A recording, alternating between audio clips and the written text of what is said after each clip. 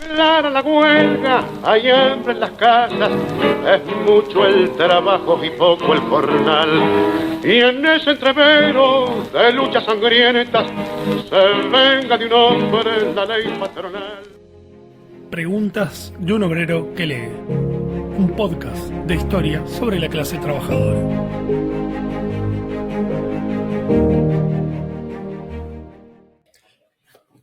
Hola, bienvenidos y bienvenidas a este nuevo episodio de Preguntas de un obrero que lee. Hoy estaremos hablando sobre la clase trabajadora en la experiencia de la provincia de Entre Ríos y para ello nos acompaña Rodolfo Leyes.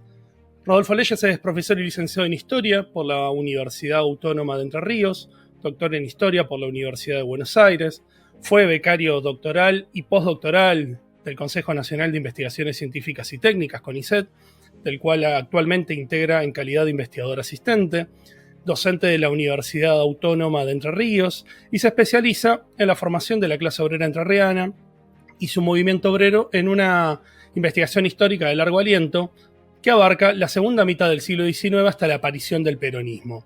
Es autor de una veintena de artículos académicos en revistas nacionales e internacionales, así como colaborador en libros, colectivos y prologuista. También ha participado en diferentes instancias de divulgación en universidades, institutos terciarios y secundarios.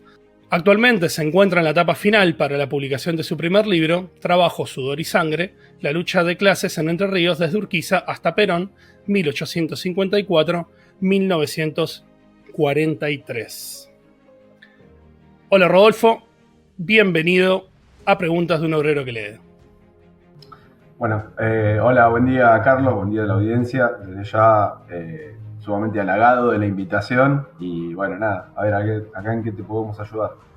Perfecto, seguramente en mucho.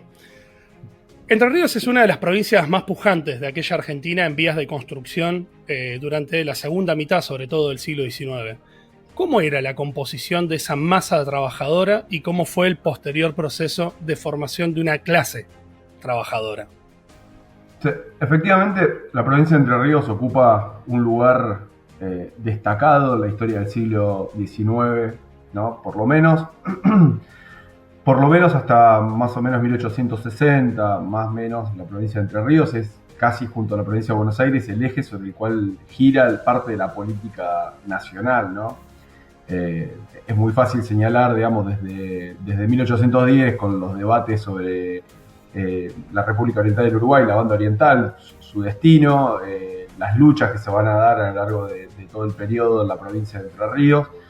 En ese sentido, los trabajos de Roberto Schmidt, ¿no?, muestran que Entre Ríos fue en buena medida el escenario de guerra de un montón de las batallas, de diferentes batallas de la construcción del Estado Nacional y de la búsqueda por, digamos, dirimir los intereses y cuál era el destino que se le iba a dar a esta región del mundo en un contexto más amplio y obviamente la construcción del Estado Nacional.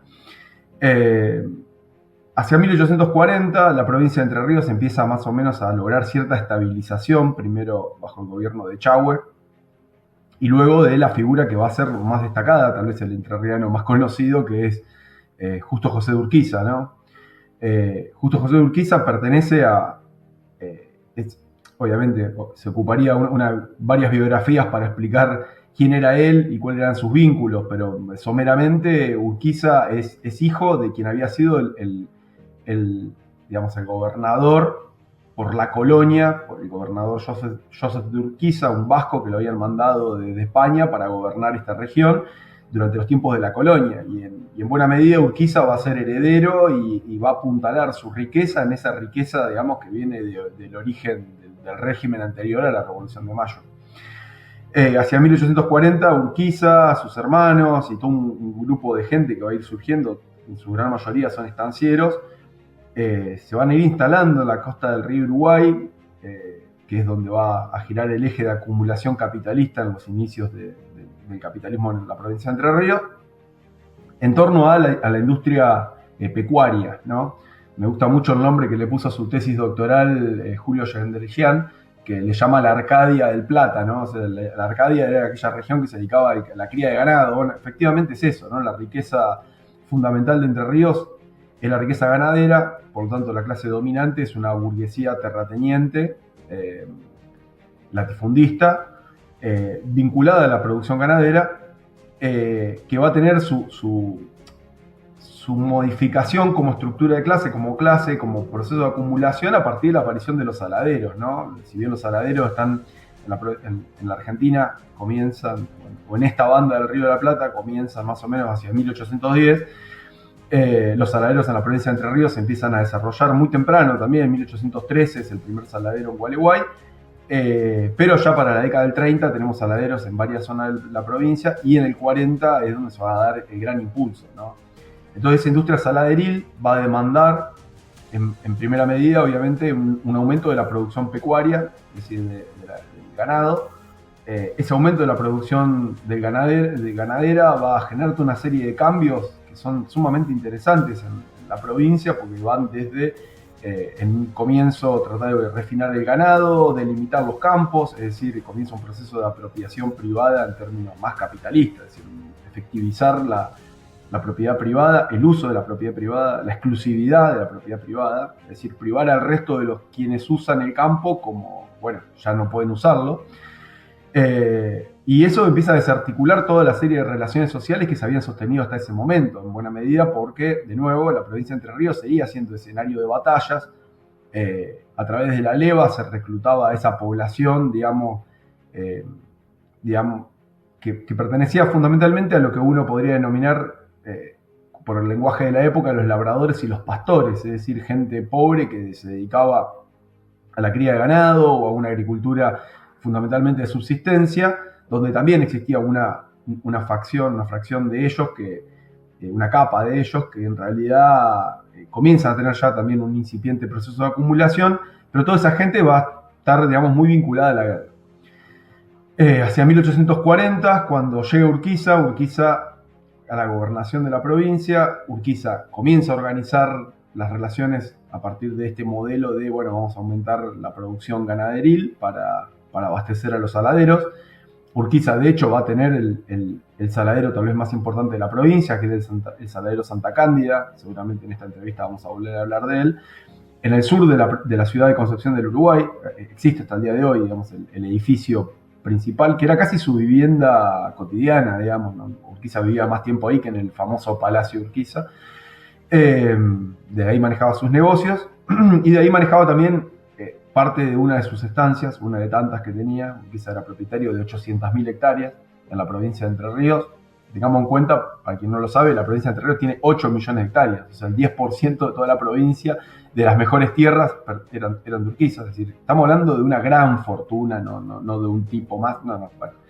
Y eso explica todo el impulso que Urquiza articula en su entorno y la capacidad y la fuerza de poder impulsar, diríamos ahí en términos bien marxistas, las tareas históricas de una clase social en un momento determinado. Es decir, esto, apropiación privada de la tierra, reorganización de las relaciones sociales, impulso de una política de clase de acuerdo a sus propios intereses. Cuando uno piensa en Urquiza, probablemente, sobre todo el público de la ciudad de Buenos Aires, o más vinculado así al AMBA, digamos, debe asociarlo probablemente como el antagónico de Rosas, de quien había sido históricamente su aliado.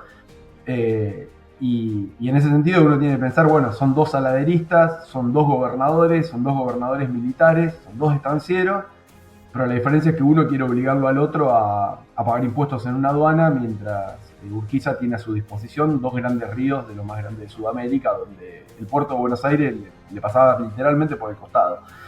Entonces, vemos que en torno a 1850 empieza a haber toda una serie de cambios que son fundamentales, y de esos cambios donde va a ir surgiendo esta gente, ¿no? Esta mano de obra, estos futuros trabajadores que, disociados de sus medios de vida, es decir, del libre uso de la tierra, del libre uso de los bienes naturales, no les queda otra que comenzar a tener que vender su fuerza de trabajo como único medio de vida, ¿no?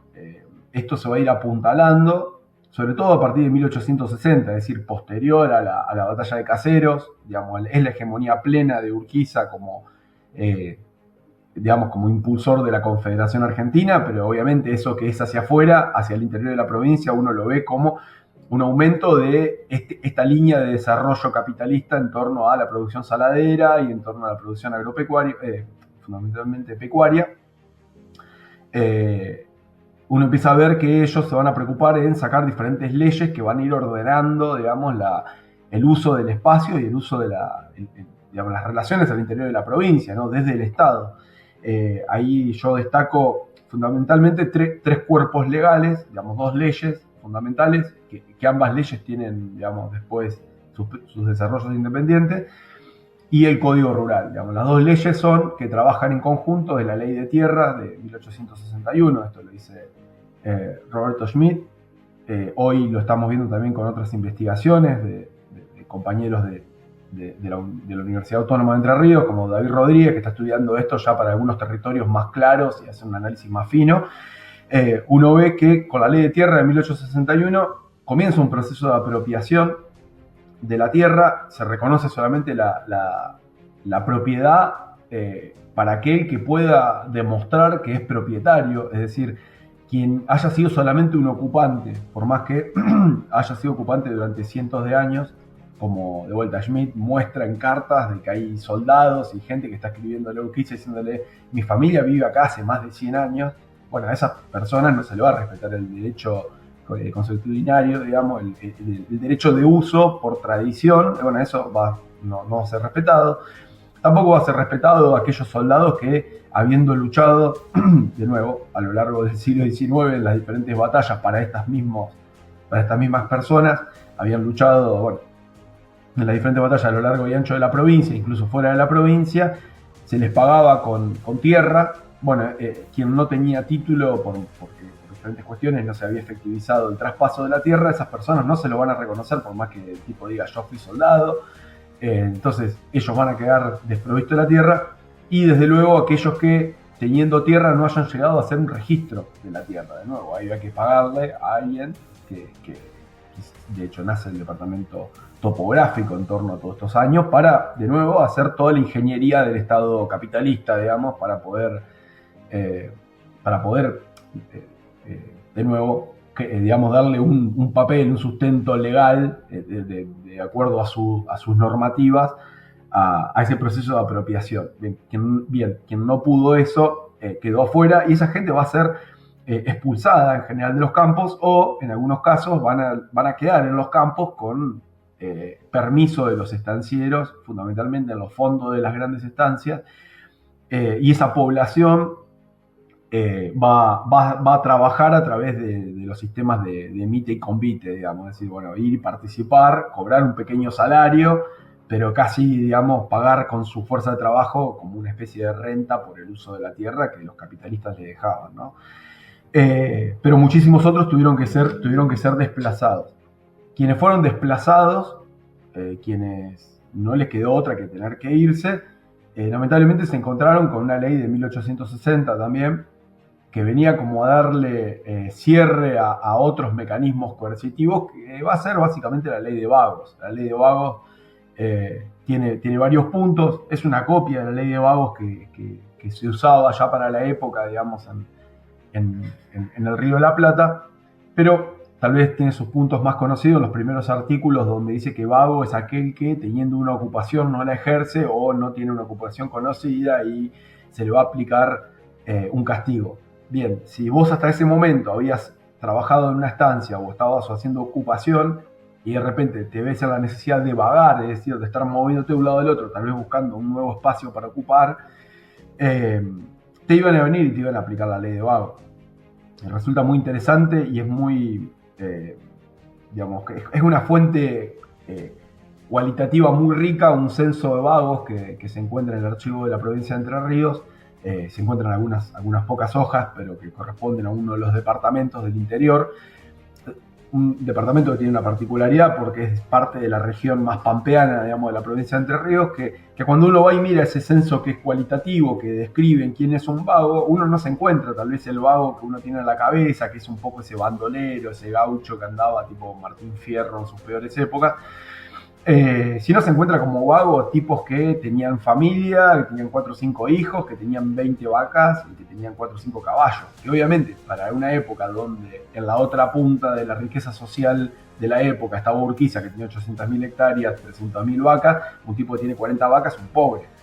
Pero a esa persona uno, tal vez en las relaciones sociales diría, bueno, 40 vacas te alcanzan tal vez para si, no sé, cada tanto matas una vaca y comes la vaca, vendes los cueros, bueno, etc. Es, aunque sea mínimamente, un medio de vida. Bien, esa persona era considerada vaga. Y esa persona que era considerada vaga, la justicia iba a ir y lo castigaba. Y lo castigaba normalmente mandándolo a la cárcel o mandándolo, que esto se usó mucho, como mano de obra del Estado. Es decir, o lo mandaban como policía, o lo mandaban a trabajar arreglando los caminos rurales de la provincia de Entre Ríos, que eran nefastos. En ese sentido hay una continuidad histórica hasta el día de hoy.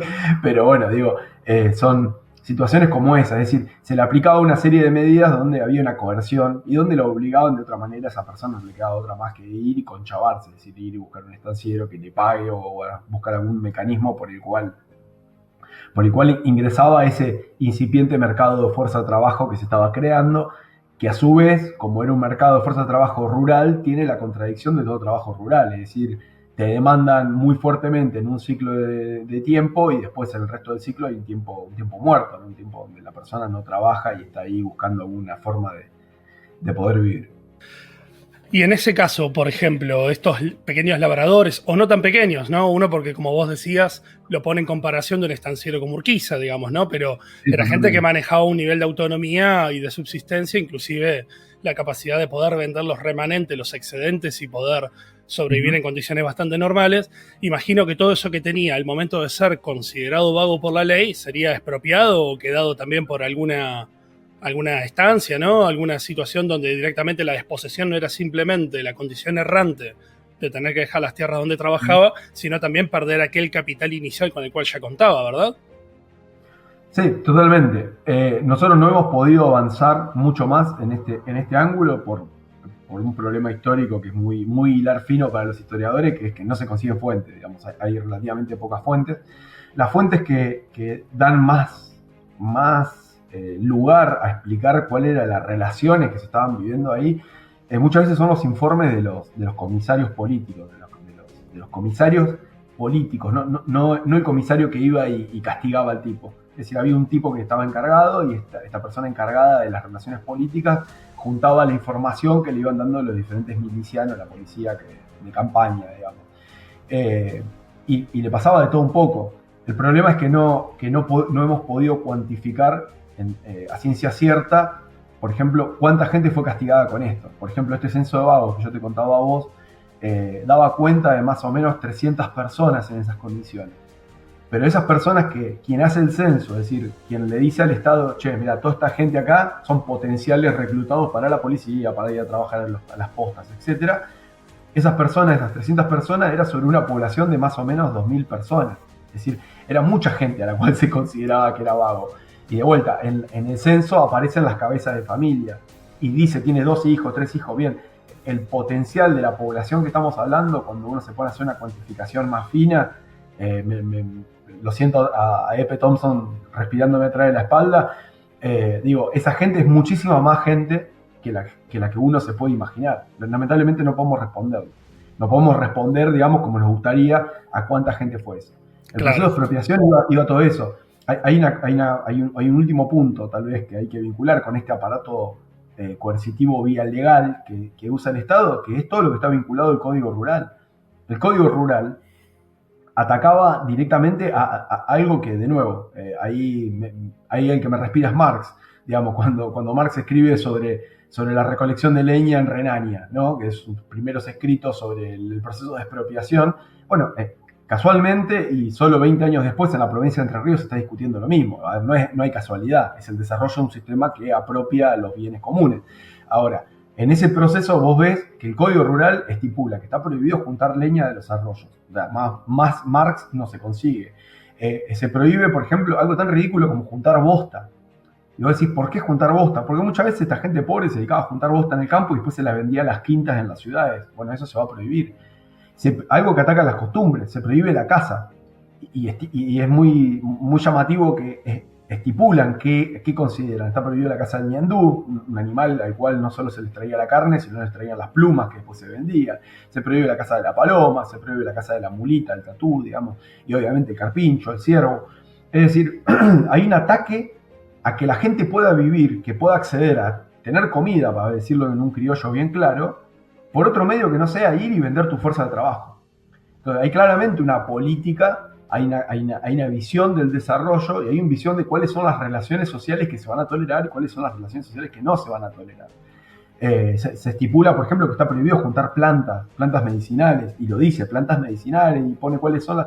Es decir, hay un proceso, se quiere casi de ruptura con la forma de vida anterior a lo que va en este código. Este código nuevo es un código para el desarrollo de una sociedad que en términos de hoy, digamos, una sociedad totalmente capitalista. O sea, cuando uno se pregunta de dónde salimos nosotros, que podemos ir a caminar a un campo y lo único que vemos son yuyos, pero un tipo hace 100 años atrás veía otra cosa, bien, están estas leyes en el medio. O sea, somos una construcción social, ¿verdad?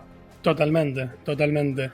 Y este proceso de expropiación, ¿no? Que atacaba tanto a quien tenía algún recurso como a quien no lo tenía, a quien era considerado vago, quizá más, como vos reponías, en la clave más literaria de un Martín Fierro, esta idea del gaucho, pero también a otro tipo de personajes, digamos, ¿no? En ese sentido, ¿cuál era la población que habitaba Entre Ríos? ¿Cuál era su composición étnica, su procedencia? ¿Son todos migrantes de la región? ¿Son todos inmigrantes de ultramar? ¿De dónde se compone un poco esa masa trabajadora que progresivamente va a estar siendo acorralada con estas leyes persecutorias y tendientes a generar un proceso de asalarización obligatorio? Sí. A ver, hasta más o menos 1850, la masa de la población, digamos, ampliamente estaba compuesta por lo que uno suele llamar, de una manera muy vulgar, la población criolla. Dentro de la población criolla uno encuentra, obviamente, los primeros inmigrantes de origen español, que en algunos casos pueden o no haberse cruzado, digamos, es decir, tenido relaciones con lo que hasta ese momento era una sociedad prácticamente de castas, ¿no? Que serían las poblaciones de origen indígena, que si bien la provincia de Entre Ríos, la cuestión indígena, por darle un nombre del siglo XIX, prácticamente había sido, los indígenas de la provincia de Entre Ríos fueron barridos hacia 1780. En la provincia de Entre Ríos se producen las últimas masacres. Pero sí quedaba una población que era origen indígena vía las colonias jesuíticas, ¿no? Las colonias jesuíticas llegaron prácticamente por el río Uruguay, de hecho se le llamaba muchas veces el río de los jesuitas, por el río Uruguay hasta más o menos la ciudad de Concordia e incluso hasta donde hoy es el Parque Nacional del Palmar, digamos, hasta ahí había población de misiones, de las misiones jesuíticas, y eso era una población de origen indígena. Y luego obviamente las poblaciones de origen afrodescendiente, ¿no? Toda esa mezcla, uno diría, es la población criolla.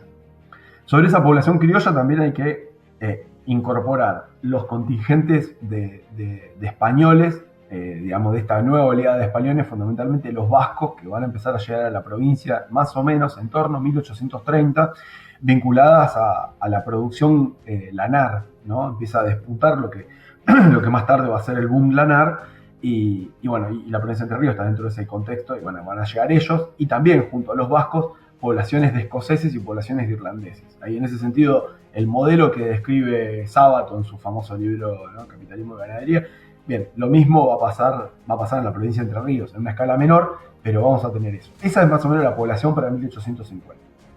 Pero a partir de 1857 la provincia va a cambiar porque se van a comenzar a desarrollar las primeras colonias agrícolas. Y en las colonias agrícolas lo que se va a ver es un reclutamiento de europeos de otras regiones. Fundamentalmente, y sobre todo en esta etapa inicial, por lo menos más o menos hasta 1870, lo que van a llegar son contingentes a la colonia San José, principalmente, que es como la cuna de la colonización en la provincia de Entre Ríos, y en la colonia San José son de origen, principalmente de origen piemontés, digamos, es decir, de toda esa región del Piemonte, que son tanto italianos como franceses, como suizos, como alemanes, como austríacos, en toda esa región de los Alpes. Bueno, esa gente va a ser la que va a venir a componer inicialmente la población en la provincia. Ahora, uno diría, bien, esa gente llegó para ser colono, es decir, para ser un pequeño propietario rural con, bueno, incluso alguna posibilidad de acumulación de capital. En el proceso de investigación, fundamentalmente por las fuentes que están en el archivo del Palacio Urquiza, ¿no? Que tiene todas las fuentes de la colonia San José, uno empieza a encontrar que muchos de esos colonos llegaron como colonos, pero no se ocuparon como colono agrícola. Es decir, terminaron trabajando, por ejemplo, en muchos casos de alemanes que terminaron trabajando la producción lanar para el mismo Urquiza. O muchas personas que de repente llegaron como colonos, pero decidieron que por ahí era mejor ponerse un pequeño taller, pero en ese pequeño taller terminaban ocupando a los hijos de otros que trabajaban ahí adentro. Es decir, se empieza a ir configurando una sociedad más, diríamos, inicialmente con un capitalismo más demarcado que incorpora a estas poblaciones que vienen de afuera. Entonces vos te encontrás toda esta población de origen criollo, ¿no? Que tiene origen indio, vasco, irlandés, bueno, toda esa mezcla que se va dando a lo largo del siglo, de la primera mitad del siglo XIX, y a esa población se le suma la población de estos contingentes que van a ir llegando después. Desde 1870 en adelante, el escenario en la provincia de Entre Ríos es otro, bueno, como en buena medida de la Pampa Gringa, y parafraseándolo a un paisano tuyo, donde se va a hacer mucho más diverso en un sentido étnico, si se quiere usar una palabra de ese tipo, ¿no? Y que la provincia de Entre Ríos va a tener una variedad, digamos, muy importante, sobre todo por las colonias judías, los alemanes del Volga, que son ruso-alemanes, bueno, es decir, se va a complejizar todo eso y todo eso va a ser la melange, pero ya más para principios del siglo XX, ¿sí?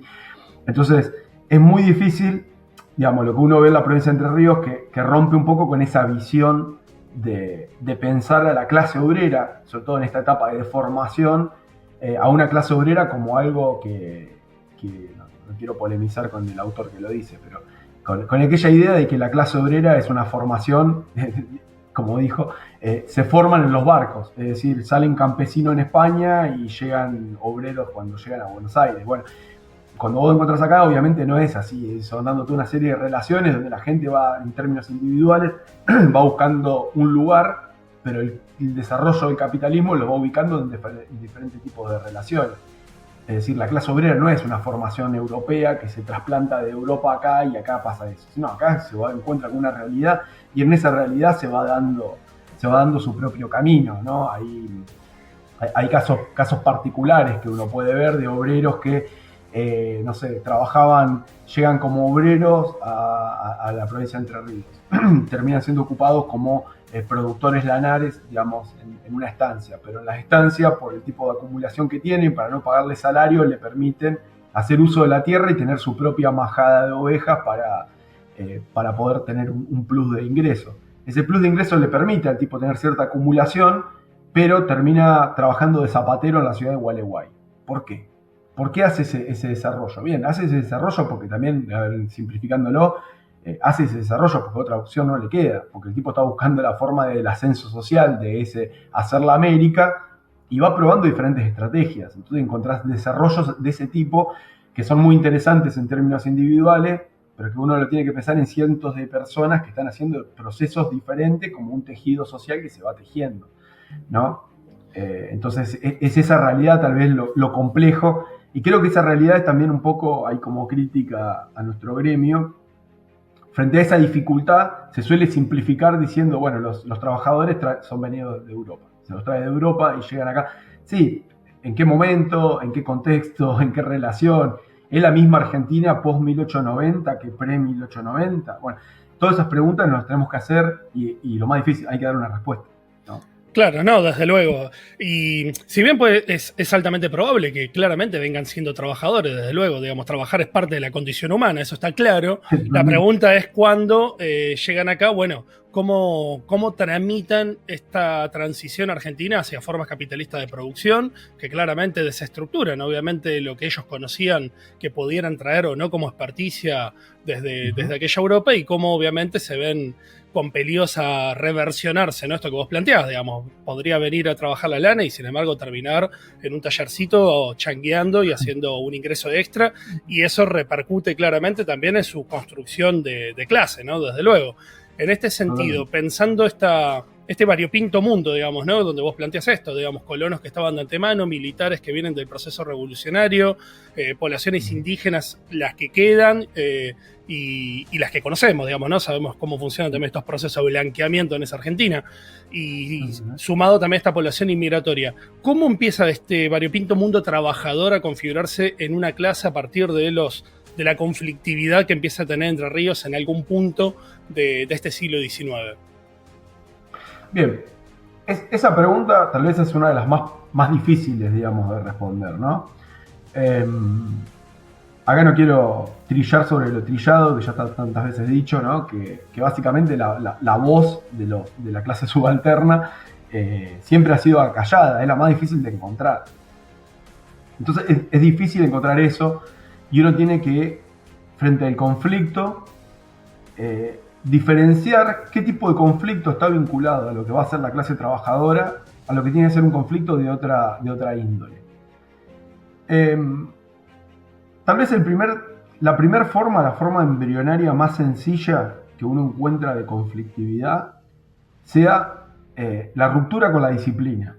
Es decir, hasta ese momento uno entendía que en estas relaciones que se iban tejiendo entre estos personajes, esta clase subalterna, esta clase obrera en formación aún, tenía una relación donde, por ejemplo, iban a la guerra, y en la guerra la posibilidad del saqueo era un incentivo tanto o más importante que un pequeño salario que pueda recibir. Bien, entonces eso hacía que en una economía que estaba desarticulada, pero giraba en torno a una clase dominante, que era punta de lanza de la lucha para la organización del Estado, hacía que obviamente mucha gente consensúe, digamos, en términos más gramscianos, que esté de acuerdo con que, bien, existe un modelo que a mí me da algún tipo de beneficio. Entonces, por ejemplo, ¿cómo explicamos el desbande de Basualdo y Toledo, que son dos arroyitos donde se convocaban a los soldados, los tenían ahí acuartelados, preparados para ir a la guerra del Paraguay, y de repente se escapa la gente? Una noche empiezan a juntar las cosas y se van. Bien, y vos decís, bueno, ¿pero qué tiene que ver eso con lo que estamos preguntando? Lo que tiene que ver es que en las relaciones sociales de esa gente, la posibilidad del saqueo en la guerra del Paraguay estaba prohibida. Entonces, al cerrarse esa posibilidad, esa gente, bueno, rompe la disciplina. Bien, pero ya existe un Estado que lo había registrado y que le decía, bien, esa gente tiene que laburar de eso. O sea, han sido reclutados, y un recluta, digamos, si sos recluta no podés abandonar, ¿no? Entonces, la posibilidad de romper y la posibilidad de irse es probablemente el primer tipo de manifestación donde vos decís, che, nosotros tenemos nuestros intereses y ustedes tienen sus intereses. Y frente a nuestros intereses, esta guerra ya no tiene sentido. No importa que me reclute, no importa la entrerrianidad, no importa la nación argentina, que todavía para mí no significa mucho. No sé, no la veo. Entonces, en ese contexto, uno empieza a ver estos procesos, ¿no? De gente que van a empezar a abandonar. Primero, bueno, por ejemplo esto, la posibilidad de una guerra. Después una crítica permanente que uno encuentra en las cartas de Urquiza, tanto propias como ajenas. Es decir, uno en la estancia de Urquiza, en los documentos de Urquiza, aparece la cotidianidad de la administración de la estancia, de las diferentes estancias que tenía. Y aparece todo el tiempo el elemento de el peón que estaba en tal puesto, fui y no estaba, y no nos encontramos, y dice que se fue hace 2 semanas y el tipo nadie sabe dónde está. ¿Y por qué se fue? Se fue porque le prometimos que le íbamos a pagar un sueldo que le traemos atrasado, y yo le dije que se lo iba a pagar, pero este tipo ya no se lo aguantó y se fue. Bien, es decir, el ausentismo laboral, la posibilidad de dejar el puesto de trabajo, tiene que ver con este concepto de disciplina, ¿sí? Bien, tiene que ver con otra cosa. ¿Con qué tiene que ver? Tiene que ver con la posibilidad de que hay un mercado de fuerza de trabajo que demanda mucha mano de obra, y que también, si el obrero no encuentra ahí, digamos, el trabajador no encuentra la posibilidad de ser redituado, existen otras posibilidades. Es decir, por eso estamos hablando de un proceso de formación, no es algo que está consolidado. Imaginemos cualquiera de nosotros hoy, dejamos nuestro laburo por cualquier cosa que no nos guste, y perdemos el laburo, y después conseguir otro laburo, otro trabajo va a ser difícil, no es algo tan sencillo. Ahora, en un proceso, digamos, donde la mano de obra todavía es más o menos escasa, la posibilidad de abandonar el trabajo e irse es la primera salida. Digamos, es la primera salida que una persona va a encontrar. Eso primero que nada. Después, y esto no es llamativo, es más, resulta sumamente lógico, hemos encontrado ya huelgas. Es decir, huelga en el sentido más moderno de la palabra huelga. Es un grupo de trabajadores que tienen una demanda a un patrón en particular, y ese patrón en particular le lleva la demanda, el patrón en criollo lo camina, es decir, le hace postergar una resolución a lo que estos trabajadores están pidiendo, y frente a esas reivindicaciones de los trabajadores deciden parar. Pero no es lo mismo parar que el ausentismo. Digamos, ya ahí hay un cambio. ¿Por qué? Porque el que para no está dispuesto tampoco a dejar el trabajo. Es decir, bueno, me cansé, no me pagas, me dejo y me voy a trabajar a otro lado. Bueno, ese otro lado aparentemente para estos trabajadores no existía. ¿Cuál es el lugar donde va a pasar esto? Bueno, va a pasar, de acuerdo a lo que yo encontré, en el saladero de Urquiza. Yo encontré 6 huelgas. 6 huelgas en un periodo que va de 1854 hasta 1868. Y hago una salvedad. Yo estoy convencido teóricamente o metodológicamente de que hay muchísimo más que esto. Y que yo encontré solo eso porque son las fuentes que yo tenía acceso. De hecho, la primera huelga, la primera huelga que yo empiezo a ver por una mención que hace Roberto Schmidt, y Roberto Schmidt está hablando de otra cosa, está hablando falta moneda, en el sentido literal, no hay finanzas, y como no hay finanzas, hay un grupo de trabajadores que frente a la falta de pago dejan el trabajo. Y yo digo, bueno, a ver, ¿qué es esa cita, esa fuente? Y voy, busco la fuente, cuando encuentro la fuente de Roberto, me encuentro con que en realidad había mucho más que eso. Roberto lo está citando porque está hablando de otra cosa diferente. Entonces digo, bueno, bien, acá hay una punta, empiezo a tirar de ese hilo, cuando empiezo a tirar de ese hilo me empiezo a encontrar con 6 huelgas.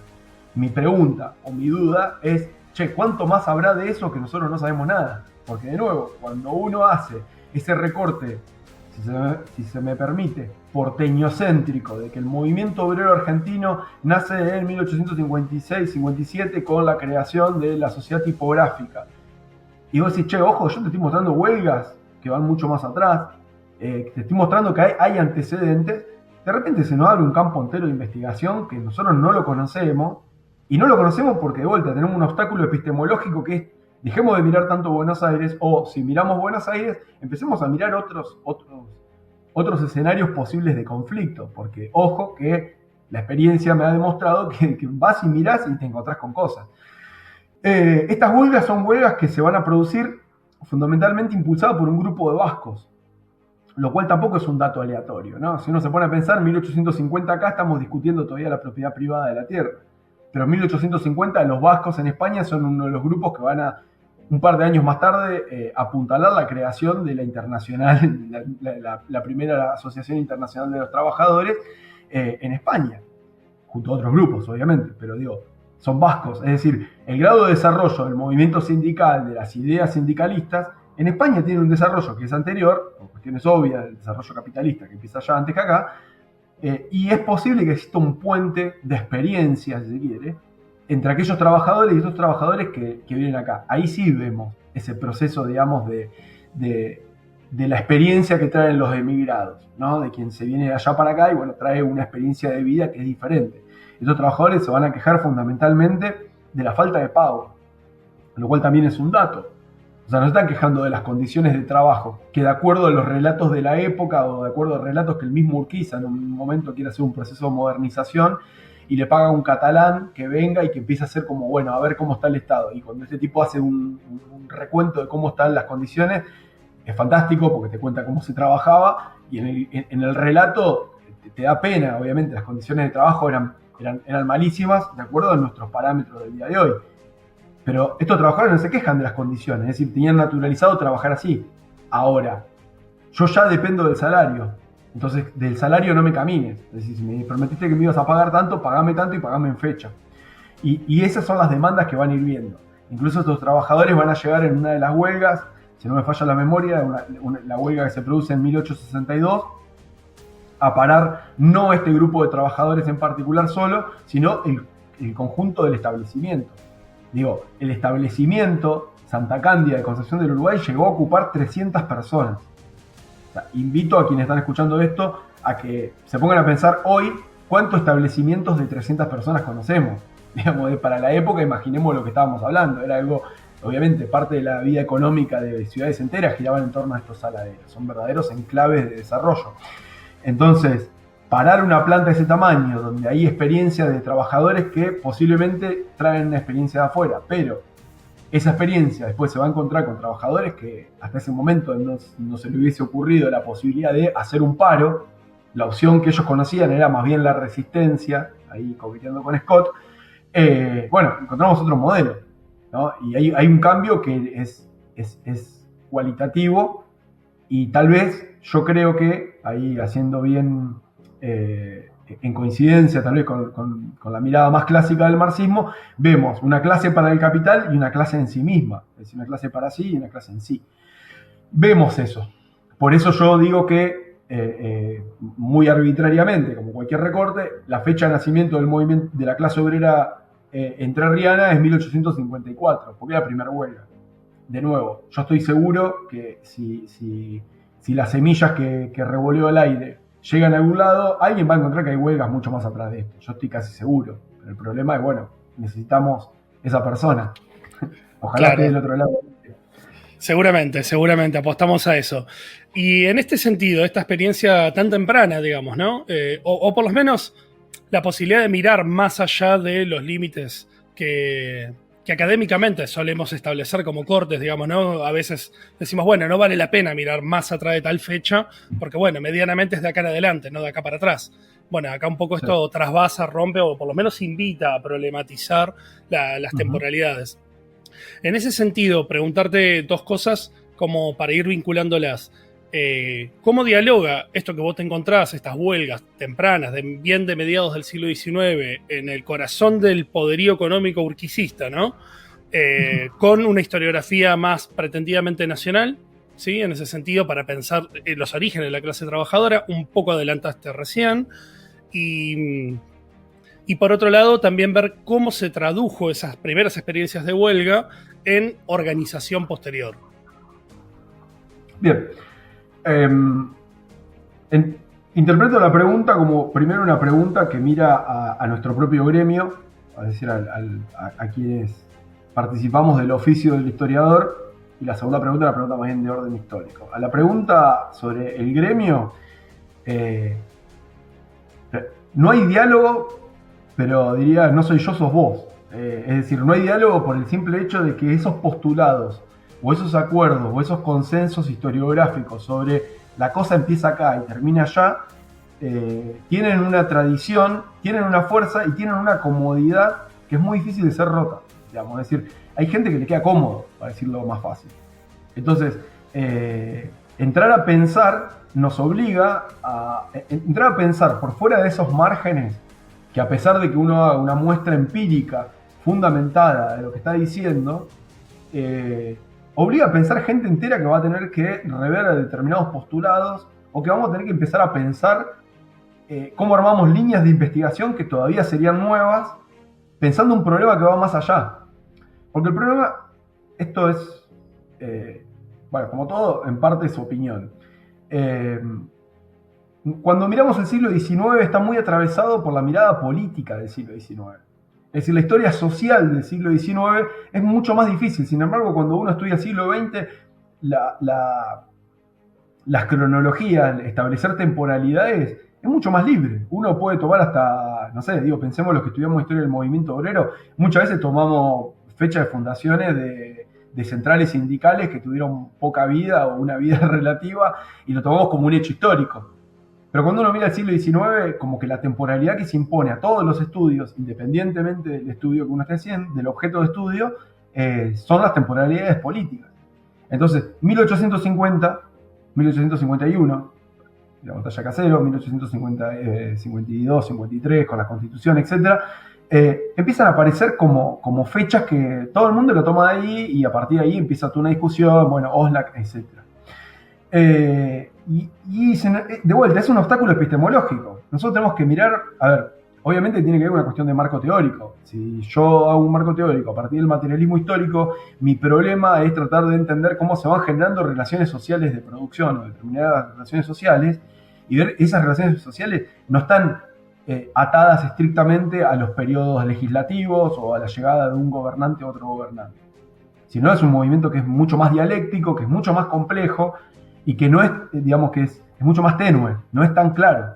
Entonces, establecer eso, de vuelta, nos obliga a mirar temporalidades que van más para atrás. Yo estoy seguro que en la ciudad de Buenos Aires, si alguien va y se pone a buscar, o en la ciudad de Rosario, o en la ciudad de Córdoba, o en la ciudad de Salta, o probablemente Tucumán, o probablemente Jujuy, uno se pone a buscar para atrás en aquellos establecimientos que ya estaban formados, tipo producción azucarera, producción de bienes de consumo inmediato, tabacalería, bebidas, bueno, las herrerías que había en Buenos Aires, producciones de carro, etcétera, etcétera, etcétera, y ni que hablar, porque esto, de vuelta, este es otro de los problemas que tenemos, en el campo, empezar a buscar las estancias y tratar de reconstruir en las estancias que existe documentación, que no son muchas, pero las hay. Yo estoy seguro que empezamos a encontrar conflictos de todo tipo y que sería interesante ir y verlo. De nuevo, porque nos va mostrando una mirada de decir, bueno, hay un proceso de acumulación de experiencia obrera que es mucho más anterior a la gran oleada inmigratoria, que es como la que todo el mundo tomamos, de vuelta, por consenso, es decir, pues estamos de acuerdo y punto, no nos vamos a poner a discutir demasiado, que comienza mucho más tardío. Creo que, insisto, hay ahí un campo que es sumamente rico, que es el de la formación de la clase obrera en la Argentina. Y creo que, bueno, alguien tiene que tomarse el laburo, aunque sea en algún lugar, en algún momento, sentarnos a discutirlo, por lo menos, digo, creo que sea eso, y sería mucho más rico incluso la mirada que desde el campo del mundo del trabajo podemos echar al resto de los historiadores. Digo, creo que la construcción, pensar la política argentina o pensar la economía argentina a partir de, bueno, también estaban los trabajadores también tenían sus manifestaciones, también tenían su forma de organización, le darían un color también y una complejidad mayor a la historia del siglo XIX. Pero bueno, es una propuesta y eso queda en el aire como siempre. A la segunda pregunta. La segunda pregunta tuya era ¿cuándo uno empieza a ver una formación más clara, digamos? Ahí, de nuevo, por consenso, yo me inclinaría a decir cuándo empiezan a nacer los primeros sindicatos o los primeros tipos de organización. Y en ese sentido, la provincia de Entre Ríos no tiene demasiadas diferencias con el resto del país. Digamos, lo que está pasando por lo menos en el litoral, ¿no? Hacia más o menos 1880, 1890, uno empieza a reconocer las primeras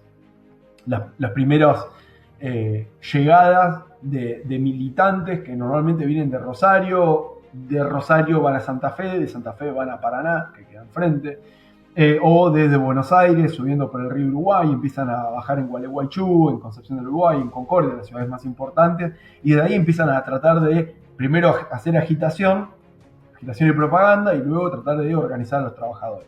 Los primeros sindicatos en la provincia de Entre Ríos, más o menos, son de la última década del siglo XIX, y por aquella época ya, por ejemplo, empieza a haber un centro socialista que va a participar de la fundación del Partido Socialista en Buenos Aires, digamos. Entonces, más o menos 1890 sería la fecha de ya la formación inicial de un movimiento obrero, que no es lo mismo que decir que hay conflictividad obrera, que era lo que estábamos hablando hasta este momento, ¿no? Y los primeros sindicatos que ya son establecidos y que uno puede seguir una cronología como algo más o menos estable, más o menos 1902, los sindicatos de panaderos, de albañiles, panaderos de Paraná, albañiles de Gualeguaychú, carreros de Concepción del Uruguay, más o menos en ese momento es cuando se va ya a lograr cierta consolidación, digamos, ¿no? Consolidación relativa, ¿no? Dentro de la debilidad estructural del movimiento obrero en toda la Argentina, ¿no? Están todos los trabajos desde el tuyo, digamos, a los trabajos de Lucas Poy, bueno, otros investigadores ni que hablar los que van más atrás, ¿no? Que muestran esto. Rodolfo, muchísimas gracias. Bueno, gracias a vos. Hoy nos acompañó el historiador Rodolfo Leyes para pensar y problematizar a la clase en Entre Ríos desde sus orígenes. Gracias por estar ahí y nos vemos en el próximo episodio de Preguntas de un obrero que lee.